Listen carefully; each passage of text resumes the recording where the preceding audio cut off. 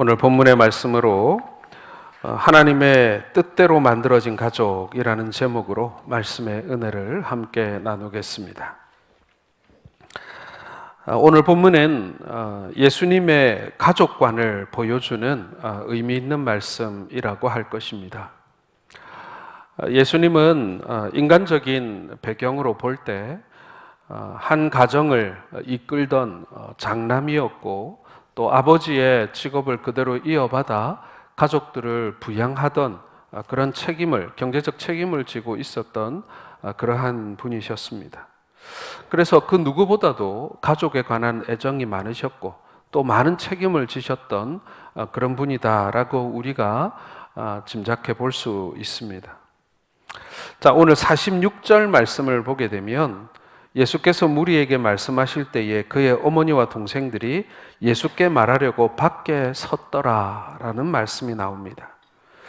동일한 사건을 다루고 있는 마가복음 3장 27절에도 보면 예수의 친족들이 그를 붙들러 나오니 이는 그가 미쳤다 하밀러라, 이렇게 그 장면에 대한 부가 설명을 하고 있습니다. 예수님의 가족들이 급히 와서 예수님을 만나기 원했던 것은 예수님이 보고 싶어서 혹은 예수님이 반가워서가 아니라 예수님에 대한 심상치 않은 소문 때문이었다라는 것입니다. 예수님이 미쳐서 귀신의 왕 바알세불을 섬기며 귀신을 쫓아내는 일을 하고 있다라는 소식을 듣고 예수님을 붙들어 집에 데려가려고 지금 찾아왔다라는 것입니다. 자, 이렇게 된 것은 이 예수님의 형제들이, 가족들이 아직까지 예수님을 그리스도로 믿지 않았기 때문인 것입니다. 이 사람들이 가족이라 할지라도 예수님이 이 땅에 계시던 중에는 예수님을 그리스도로 믿지 않았습니다. 그들은 마리아로부터 그리스도의 신비스러운 출생의 비밀도 들었을 것이고, 가나안 혼인잔치의 이적도 직접 목격하고 보았을 것이며, 또한 예수님의 수많은 기적들을 직접 보았던 그런 가장 가까이에 있었던 사람들이었습니다. 그럼에도 불구하고 예수님의 친족, 예수님의 가족들은 그리스도께서 행하시는 일이 마치 귀신 들려 미친 것으로 여겨서 오늘 예수님을 데리러 왔다라는 것입니다. 여러분, 이렇게 때로는 가장 가까운 가족들, 혈족, 그리고 나를 가장 사랑하고 아껴주는 사람, 어떻게 보면은 세상 사람들이 다 이해해 주지 못해도 이 사람들만은 나를 이해해 주어야 하는 그 가족들이 도리어 우리를 가슴 아프게 하는, 도리어 우리가 가야 할 길을 발목을 잡아버리는 그런 경우들이 종종 있다라는 것입니다. 도리어 신앙생활을 하는 데 있어 가장 큰 걸림돌이 되는 경우들도 많이 있다라는 것입니다. 여러분, 세상에서 자신을 가장 많이 이해해 줄 수 있는 사람이 누구겠습니까? 가족입니다. 그럼에도 불구하고 영적인 기준으로 볼 때 오히려 가족이 원수와 같은 경우도 있습니다. 주님께서도 사람의 원수가 자기 집안 식구리라 라고 말씀하기도 하셨습니다. 그렇다면 가족들이 신앙의 회방꾼의 역할을 하는 이유가 어디 있겠습니까? 그것은 바로 여러분, 너무 가깝기 때문에 그런 것입니다. 가족은 혈연으로 맺어진 가장 가까운 사이입니다. 그러다 보니 그만큼 서로에 대해서 더 많은 간섭을 하게 되는 것입니다. 다른 친구나 주변에 있는 이웃들보다 가족은 훨씬 더 많은 삶의 부분이 서로 겹치고 있기 때문에 서로 더 많은 간섭, 서로 더 많은 이 삶의 어떤 중복이 발생한다라는 것입니다. 그러다 보니 신앙이 다르거나 혹은 불신 가정에서 신앙생활을 하게 될 때 갈등과 마찰이 일어나게 되는 것이죠. 오늘 주님의 말씀과 같이 오늘날에도 신앙으로 인해서 아버지와 딸이, 시어머니와 며느리가, 형제와 형제가 서로 갈등하는 일이 여전히 벌어지고 있습니다. 그러나 여러분, 그러한 갈등은 어떻게 보면은 신앙의 삶을 살아가는 데 있어서 피할 수 없는 길인지도 모르겠습니다. 왜 그러냐면 우리 주님도 겪으셨기 때문에 그런 것입니다. 우리 예수님조차도 가족들에게 다 이해받지 못하셨다라는 사실을 여러분 기억하시기 바랍니다. 그럼 우리에게 조금 위로가 돼요. 왜 우리 가족들은 나를 이해하지 못할까라는 생각이 들지만 예수님도 가족들에게 이해받지 못했다라는 것입니다. 그러므로 여러분, 우리도 우리 주님과 같이 신앙으로 인내하고 우리의 이 모든 상황과 형편들을 하나님께 맡기고 이것을 잘 극복해 나가야 한다라는 것입니다. 잠언 16장 7절 한번 같이 읽어보겠습니다. 사람의 행위가 여호와를 기쁘시게 하면 그 사람의 원수라도 그와 더불어 화목하게 하시느니라. 그 사람의 행위가 여호와를 기쁘게 하면 어떻게 된다고요? 사람의 원수라 하더라도 화목하게 될 수 있다라는 것입니다. 여러분, 우리가 답을 어디서 찾아야 할까요? 물론 가족들에게 더 많은 사랑과 더 많은 봉사와 헌신을 해야 되기도 하겠죠. 하지만 여러분, 오늘 하나님께서 뭐라고 얘기합니까? 여호와를 기쁘게 하게 될 때 결국에는 그 원수와 같이 나를 힘들게 하던 가족과도 화해하게 되고 화목하게 되는 날이 반드시 온다라고 우리에게 말씀하고 있는 것입니다. 예수님은 오직 자신의 사명에만 충실을 하셨습니다.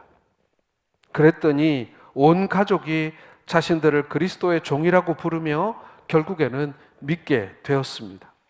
그러므로 여러분, 우리도 지금은 힘들지만 장차 가족들을 주님께로 인도할 날이 올 것을 믿고 인내하며, 한편으로는 불신 가족들이 알고 있는 자신의 옛사람을 죽이고 주 안에서 새롭게 변화된 새 사람의 모습을 우리는 보여주며 그들을 섬겨야 한다라는 것입니다. 오늘 본문에 예수님의 어머니와 동생들이 와서 예수님을 찾는 모습들을 본 사람들 중에 한 사람이 이렇게 얘기합니다. 당신의 어머니와 동생들이 당신께 말하려고 지금 밖에 왔습니다 라고 말입니다. 예수님께도 혈통적인 가족이 있었습니다. 예수님의 모친은 마리아였습니다. 그리고 예수님의 동생들은 야고보와 요셉과 시몬과 유다와 그리고 누이들이 있었다. 여자 형제간들, 여동생들이 있었다라고 말씀합니다. 우리는 오늘 이 본문을 통해서 우리가 한 가지 짚고 넘어가야 할 것은 로마교, 천주교에서 말하는 소위 성모 마리아의 무태설이 얼마나 틀린 것인가를 우리가 한번 짚고 넘어가야 합니다. 오늘 가족에 관한 이야기니까요. 마리아는 성령으로 잉태된 예수님을 해산한 후에 정혼한 요셉 사이에 여러 명의 자녀들을 낳았습니다. 결코 마리아가 평생 결혼하지 않고 동정녀로 살았다, 이건 틀린 말입니다. 그럼에도 불구하고 천주교에서는 마리아가 예수님을 낳은 후에 종신토록 처녀로 지냈다라고 주장하고, 마리아는 원죄가 없다고도 얘기하고, 또한 죽지 않고 승천했다라고 주장하기도 합니다. 하지만 이 모든 교리들은 성경을 근거로 한 것이 아니라 마리아를 숭배하기 위해 인간이 만들어낸 교리에 불과하다는 것을 우리는 분명히 알고 있어야 합니다. 자, 그럼에도 불구하고 오늘 예수님은요, 가정을 귀하게 여기셨습니다. 예수님은 어린 시절에 부모님에게 순종하셨습니다. 누가복음 2장 51절에 보면 예수께서 함께 내려가사 나사렛에 이르러 순종하여 받드시더라 라고 말씀합니다. 예수님이 예루살렘을 다녀오신 이후에 예루살렘에서 처음으로 이 세상의 모습을 드러내시고, 그리고 랍비들과 이 대화를 하시고 하나님의 그 지혜를 드러내신 이후에도 나사렛에 내려가서 가족들에게, 부모에게 순종하며 그들을 봉양하며 살았다라는 것입니다. 나사렛은 예수님께서 유년기를 보내신 곳입니다. 그곳에는 육신의 아버지인 요셉과 어머니 마리아가 있었습니다. 어린 시절에 예수님은 그 육신의 부모들에게 순종하였습니다. 그리고 십자가상에서 그 고통스러운 최후의 순간에도 사랑하는 어머니를 사도 요한에게 부탁하셨던 분이십니다. 여러분, 오늘 이 말씀을 가지고, 똑같은 말씀을 가지고 이단들은 어떻게 가르칩니까? 가정을 버리라고 가르칩니다. 가족들이 원수이니 가족을 버려야 한다라고 얘기합니다. 그래서 신천지를 비롯한 많은 이단들이 가족을 버리고 자신들에게 합류한 사람들을 영웅시합니다. 그리고 그 믿음을 보였다고 얘기합니다. 같은 본문을 가지고 말입니다. 그러나 우리는 그렇지 않습니다. 도리어 가족을 더 사랑하고 가족을 위해서 더 많이 기도해야 합니다. 그리고 더 많이 공경해야 합니다. 더 많이 효도해야 합니다. 형제들에게 더 많이 양보해야 합니다. 왜요? 바로 그들을 구원으로 인도하기 위해서 오늘 예수님께서 가족들을 봉양하고 그들에게 순종하고 받드셨던 것처럼 우리 역시도 그렇게 사는 것입니다. 가족을 결코 포기해서는 안 된다라는 것입니다. 그럼에도 불구하고 오늘 예수님은 오늘 본문 말씀을 통해서 혈과 육은 하나님 나라를 유업으로 받을 수 없다라는 사실을 우리에게 알려주고 계십니다. 육으로 난 것은 육이고 영으로 난 것은 영이라는 말씀인 것이죠. 먼저 말씀드린 대로 예수님은 가정을 귀하게 여기셨습니다. 여러분, 아무리 신앙적 동기가 좋다 하더라도요, 가족을 쉽게 버려서는 안 됩니다. 가족들을 외면해서도 되지 않아요. 물론 우리가 신앙생활을 똑바로 하기 위해서 가족과 의견을 달리할 수도 있고, 그리고 가족들이 반대하는 그런 예배를 드리거나 혹은 신앙생활도 분명 할 수 있습니다. 그럼에도 불구하고 우리의 입장에서 가족들을 절대 포기해서는 안 됩니다. 더 많이 사랑해야 하고 더 많이 섬겨야 하는 것입니다. 그럼에도 불구하고 오늘 본문의 말씀은 우리에게 선뜻 이해가 안 되는 부분들도 많이 있습니다. 자, 그러므로 오늘 이 말씀의 뜻을 우리가 깊이 상고해보고 이 말씀의 뜻이 무엇인지를 살펴보는 시간이 되기를 원합니다. 첫 번째로 여러분, 오늘 우리에게 주신 이 말씀, 내 형제 자매가 누구냐고 물으신 예수님의 이 말씀의 뜻은요, 인간적인 가족관계에 머물러서는 안 된다라고 하는 경고의 말씀인 것입니다. 예수님께서 강조하신 것은요, 가족이나 가족 제도를 무시한 것이 아닙니다. 가족관계가 중요하긴 하지만 그러나 우리의 삶이 이 인간적이고 혈통적인 가족관계에 머물러서는 안 된다라는 말씀인 것입니다. 누가 내 모친이며 내 동생들이냐라는 이 말씀은요, 사실은 경고의 말씀이에요. 우리의 사회적이고 영적인 삶이 혈통적인 가족관계에 머물러서는 안 된다라는 경고의 말씀인 것입니다. 도둑놈도 살인자도 강도도 자기 자식은 귀한 줄 알고 자기 식구들은 사랑한다라는 거예요. 우리가 그 수준에 머물러서는 안 된다라는 것입니다. 우리의 사회적이고 영적인 삶이 내 가족과 내 가문에 국한돼서는 안 된다라는 말씀인 것입니다. 특별히 우리의 신앙생활과 우리의 교회 생활, 우리의 이 공동체 생활이 인간적인 가족관계에 치우치거나 거기에 머물러서는 안 된다라는 말씀인 것입니다. 도시에서 교회를 하다 보면 많은 이 교회들이 가족 중심의 교회가 되는 그런 교회들을 저는 많이 보았습니다. 심지어는 팔도의 사람들이 다 모인다고 하는 서울에서도요, 가족 교회들이 왕왕 있습니다. 얼마 전에 서울에서 저하고 같은 노예에 있던 목사님을 우리 교회에서 만나게 됐습니다. 그동안 뵙지 못했던 목사님들과 교회 소식을 제가 많이 들었는데요. 그런데 안타까운 소식도 하나 있었어요. 제가 몸담고 있던 노예의 교회가 이 가족들이 이렇게 모여서 만들어진 교회였는데 굉장히 그 가족들이 모여 있다 보니 분위기가 좋을 것 같지만 도리어 굉장히 힘든 교회였습니다. 그래서 거기에 이제 저 후배 목사님이 목회를 하다가 결국에는 오래 목회를 못하고 다른 곳으로 이동하게 됐는데 그 이후에도 목사님들이 여러 분 오셨지만 채 1년을 넘기지 못하고 계속 바뀌고 있다라는 그런 소식을 듣게 되었고 지금도 그 담임 목사 자리가 공석이라는 그런 소식을 듣게 되었습니다.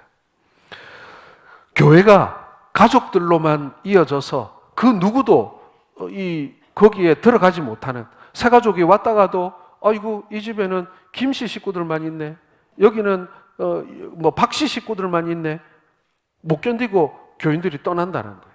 새 가족이 왔다가도 금방 견디지 못하고 나가고 그런 교회가 된다는 것은 되게 지금 위험한 일이고 또 힘든 일입니다. 부모님이 출석하고 형제들이 출석합니다. 그러다 보니 교회의 모든 일을 가족들 중심으로 꾸려 나가게 되는 것입니다.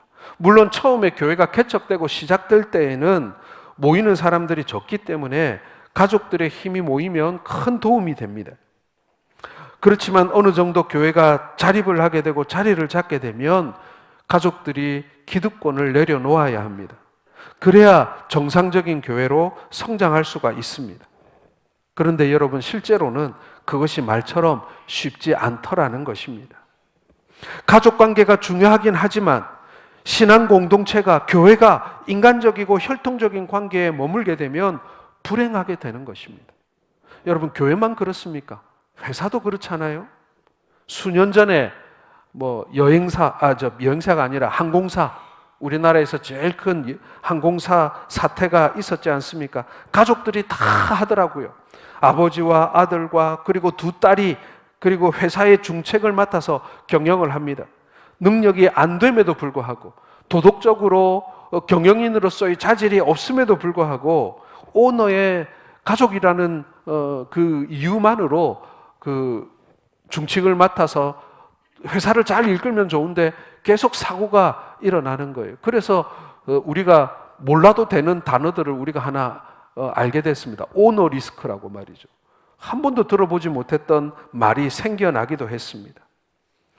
이것이 기업의 윤리에 맞지 않은 일임에도 불구하고 그렇게 하다가 회사가 위기를 맞이하고 직원들이 일자리를 잃고 말이죠. 그런 일들이 벌어지게 되는 것입니다. 결국 회사가 위기에 빠지게 되죠. 나라도 마찬가지입니다. 북한을 보면 아직도 그 가족들이 세습 족벌 정치를 합니다. 봉건 시대에나 있을 법한 왕조 국가를 이루고 있습니다. 지금은 여러분 철통 같고 건재한 것처럼 보이지만 결국에는 무너지게 될 것입니다. 교회든 회사든 나라든 그 관계가 가족 관계에 머무르게 되면 결국에는 불행하게 된다라는 것입니다. 여러분, 이것이 우리 민족이 경험한 가족 또는 가문 중심의 유교 사회의 불행한 전통이라고도 말할 수가 있는 것입니다. 자, 그렇다면 여러분, 신앙의 공동체를 이루고 있는, 교회 공동체를 이루고 있는 우리의 가족 관계는 어떠해야만 할까요? 두 번째입니다, 여러분. 신적 가족 관계를 이루며 살아야 한다는 권면의 말씀인 것입니다. 자, 50절 같이 읽겠습니다. 시작. 누구든지 하늘에 계신 내 아버지의 뜻대로 하는 자가 내 형제요 자매요 어머니이니라 하시더라. 자, 이것이 바로 예수님이 말씀하신 새로운 개념의 가족입니다. 인간 중심적, 혈통 중심적 가족의 개념이 아니라 하나님 중심의 가족의 개념인 것입니다. 하나님을 믿고 하나님의 뜻대로 사는 사람들은 교회 안에서 모두 한 가족이 되었다라는 그런 말씀인 것입니다. 자, 우리가 교회 안에서 우리 여성도님을 향해서 자매님이라고 얘기하고 우리 남자 성도들을 향해서 형제님이라고 부릅니다. 그런데 사실 많은 우리 그 교회 성도들이 형제, 자매라고 부르는 것에 대해서 약간 좀 불편해하고 어색해하는 분들도 분명 계십니다. 이 교회마다 좀 어떤 분위기가 좀 다른 것 같아요. 하지만은 형제, 자매라고 부르는 것에 대해서 우리가 어색하고 불편하다라는 것은 우리의 마음의 문제도 한번 고려해 볼 만하다라는 것입니다. 이것이 단순히 호칭의 문제에서 불편한 것인지 아니면 내 마음이 내가 저 사람하고 어떻게 형제고 내가 어떻게 저 사람하고 자매고 라는 생각 때문에 이 말이 나오지 않고 이것이 우리에게 불편함을 느끼게 한다면 이건 정말 문제라는 것입니다. 이것이 단순히 평소에 잘 쓰지 않던 호칭의 문제라고 한다면 별 문제가 없겠습니다만은 가족은 우리 식구, 내가 낳고 내가 결혼하고 내가 태어난 그 혈족만이 가족이라는 그런 생각 안에 머물러 있는 그것으로 인해서 우리가 서로 불편하다고 한다면 이건 우리의 공동체성에 상당한 문제가 있다라는 말인 것입니다. 하나님을 믿고 하나님의 뜻대로 사는 사람들은 교회 안에서 모두 한 가족이 되었다라는 그런 상징적인 말입니다. 하나님 때문에 교회 안에서 영적 아버지와 영적 어머니가 되었습니다. 하나님 때문에 교회 안에서 형제와 자매가 되었습니다. 이 영적인 가족 관계는 가문이나 혹은 귀천이나 계급과는 아무 상관이 없습니다. 사회적으로 천한 사람도 무식한 사람도 가난한 사람도 모두 하나님 안에서 한 가족인 것입니다. 우리에게 부어주신 예수님의 피 때문에 그리고 성령님 때문에 우리는 모두 한 가족이 된 것입니다. 여러분, 사실 이 교회가 여러 종류의 교회가 많은데요, 이렇게 한 가족, 한 형제, 자매라는 개념을 적용하기 힘든 교회들도 간혹 있습니다. 그 중에 저는 군 교회가 또 그런 면이 있다고 생각해요. 왜냐하면 교회에 오는 모든 군인 가족들뿐만 아니라 아버지들이 다 계급이 있기 때문에 사실은 어떤 수평적인 가족 관계를 말하기가 상당히 어렵습니다. 그런데 저도 어느 책에서 봤는데요, 그 군 부대에 계시는 사단장께서 이제 그게 늘 마음이 불편했던 것 같습니다. 그래서 예배를 마치고 나면 이 사단장님이 항상 그 예배를 드리고 나가는 이 교인들에게 거수 격려를 했다 그래요. 예배당 입구에서 말이죠. 그래서 사병들 사이에 그 교회 가면 사단장님한테 격려받을 수 있다고 그렇게 소문이 나가지고 우리도 사단장님한테 격려 한번 받아보자. 그래서 그 교회를 사병들이 나가더라는 그런 얘기도 들은 적이 있습니다. 계급 때문에 어쩔 수 없이 그런 수직적인 관계가 있을 수밖에 없는 그런 군 교회에서 제일 높은 자리에 있는 그 투스타가 말이죠, 그 벽을 허물고 싶어서 자기가 먼저 자기 부하 장교가 되었던 아니면은 하사관이 되었던 아니면은 병이 되었던 그 자신의 부하들에게 먼저 교수 격려를 하고 인사를 하는 그러한 노력들이 참 아름다웠다라는 이야기를 제가 책에서 본 적이 있습니다. 여러분, 우리가 서로 노력하지 않으면은 이런 형제, 자매의 관계, 이 가족의 관계를 우리가 지킬 수가 없습니다. 우리는 영적인 가족입니다. 어떠한 조건도 거기에 상관이 없습니다. 우리 아버지가 사회적으로 사람들이 하지 않는 일 한다고 해서 우리가 그 분이 우리 아버지가 아닌 건 아니잖아요. 우리가 부끄러워할 수는 없지 않습니까? 우리에게 부어주신 예수님의 피 때문에 그리고 성령님 때문에 우리 모두는 한 가족인 것입니다. 그 외에 다른 조건은 필요 없습니다. 아무 의미가 없습니다. 나의 모친과 나의 동생들을 보라. 누구든지 하늘에 계신 내 아버지의 뜻대로 하는 자가 내 형제요 자매요 모친이라. 여러분, 이것은 가히 혁명적인 사건이었습니다. 그래서 사도 바울은 갈라디아서 3장 26절과 28절에 이렇게 말씀했습니다. 우리 한번 같이 읽겠습니다. 너희가 다 믿음으로 말미암아 그리스도 예수 안에서 하나님의 아들이 되었으니 너희는 유대인이나 헬라인이나 종이나 자유인이나 남자나 여자나 다 그리스도 예수 안에서 하나이니라. 여러분, 이것은 2000년 전 유대주의 사회 안에서도 가히 혁명적인 선언이었고 100년 전 한국 사회에서도 가히 혁명적인 선언이었습니다. 양반과 천민이 모두 그리스도 안에서 하나라는 말씀인 것입니다. 한 가족이라는 말씀인 거예요. 여러분, 결코 사회에서의 지위나 사회에서의 어떤 사회적 계급을 가지고 교회에서 그 사람을 판단하지 마시기 바랍니다. 그저 우리는 그리스도 안에 한 형제요 자매일 뿐입니다. 저는 요즘에 TV를 보면요, 요즘에 대통령 이 후보들이 양 정당에서 막 토론회도 하고 막 TV에 많이 나옵니다. 저는 그걸 볼 때마다 한 번씩 이 웃음이 나오곤 합니다.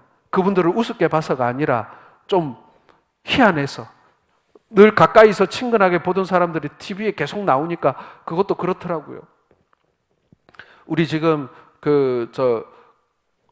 홍준표 후보 같은 경우에는 저희 아버지하고 같은 아파트에 사셨어요. 그래서 아버지 댁을 왔다 갔다 하다 보면 간혹 지나가다가 뵙고 눈인사도 하던 동네 아저씨 같은 분인데 요즘에 TV에 나와 계세요. 그리고 또 뭐 민주당의 또 김동연 지사님은 또 제가 있던 교회 집사님이셨어요. 늘 주일날 아침에 뵙던 그런 집사님인데 TV에 나오시니까 그것도 참 신기하더라고요. 예. 세상적으로는 대단한 사람들이에요. 세상적으로는 사람들이 막 대단한 뭐 큰 사람으로 여기는지 모르겠습니다만은 사실은 우리가 이웃에서 우리가 교회에서 만나는 우리의 가까운 이웃들이고 가까운 형제들일 뿐이에요. 우리가 좀 그런 눈을 가져야 한다라는 것입니다. 굳이 교회에서까지 교수님, 사장님 뭐 그렇게 부를 필요는 없지 않습니까? 교회는 모든 사람들이 모여 하나님 때문에, 예수님 때문에 한 가족을 이루고 있는 곳입니다. 이와 같은 영적인 가족 관계가 깊은 교회일수록 좋은 교회이고 참된 교회입니다. 우리 성동교회도 영적인 아버지와 어머니가, 영적인 형제와 자매들이 함께 모여 생활하는 곳입니다. 그러므로 하나님을 믿는 자, 하나님의 뜻대로 살려고 하는 사람들은 모두 하나님의 가족임을 여러분 믿으시길 바랍니다.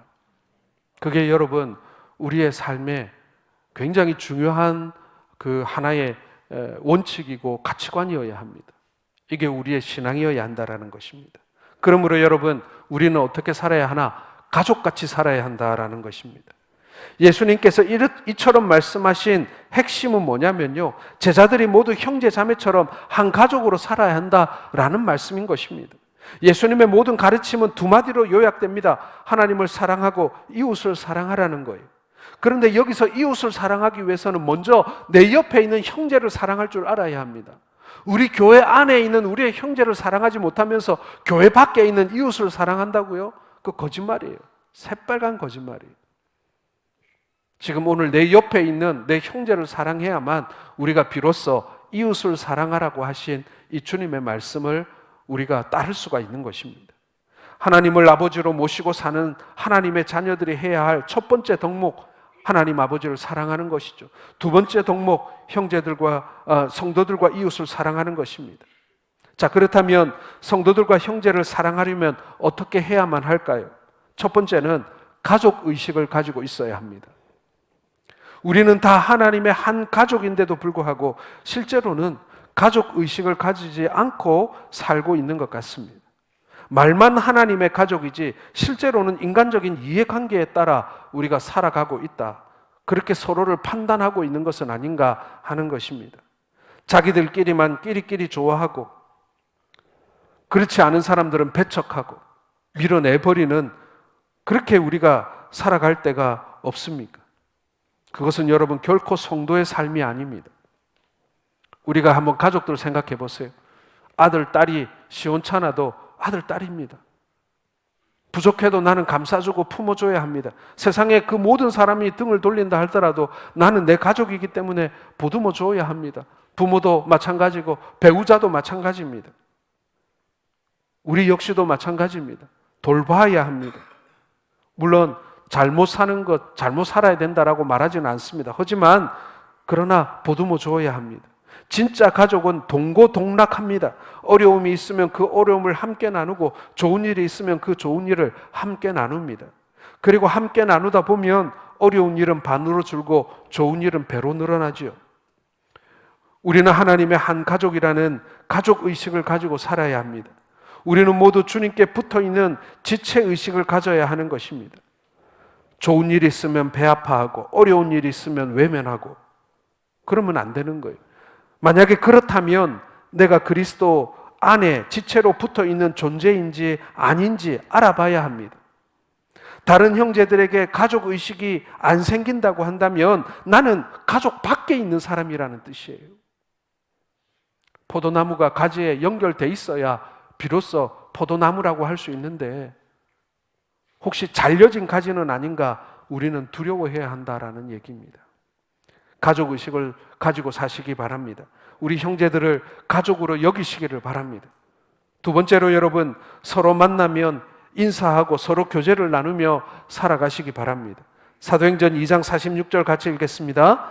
날마다 마음을 같이하여 성전에 모이기를 힘쓰고, 에베소서 4장 16절입니다. 온몸이 각 마디를 통하여 도움을 받음으로 연결되고 결합되어.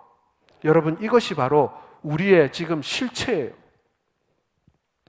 우리의 지금 본 모습이라는 것입니다.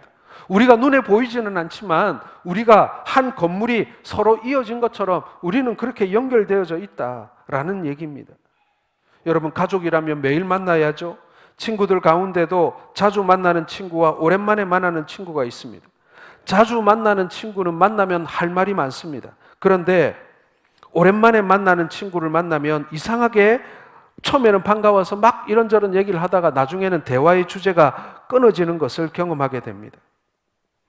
자주 만나는 친구와 그렇지 않은 친구 사이의 차이입니다. 자주 만나야 합니다. 우리가 자주 만나지 못하면 서로 대면대면해집니다.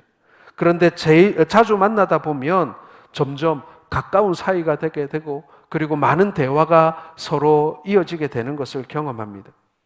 우리가 서로 자주 만나고 서로 인사하고 교제하고 서로 연락하면서 살아야 합니다. 가족인데도 서로 인사하지 않고 서로 말도 하지 않으면 그것은 실제적인 가족이라고 말하기가 어렵습니다. 가족은 서로 인사하고 말도 해야 합니다.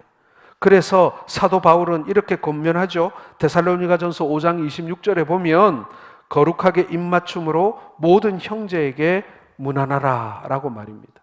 여기서 방점은요, 모든 형제입니다. 모든 형제. 그냥 반가운 사람만, 나하고 친한 사람만, 나하고 말 통하는 사람만, 나하고 수준이 맞는 사람만이 아니라 모든 형제에게 문안하라라고 말씀하고 있는 것입니다. 그리고 마지막 셋째로는 서로 돌아보고 서로 도우면서 살아야 합니다. 히브리서 10장 24절에 서로 돌아보아 사랑과 선행으로 격려하며 라고 했습니다. 사도행전 2장 45절에도 또 재산과 소유를 팔아 각 사람의 필요를 따라 나누어 주었다라고 말씀합니다. 한 가족이 어려움을 당하면 다른 가족들이 그를 붙들어주고 돕습니다.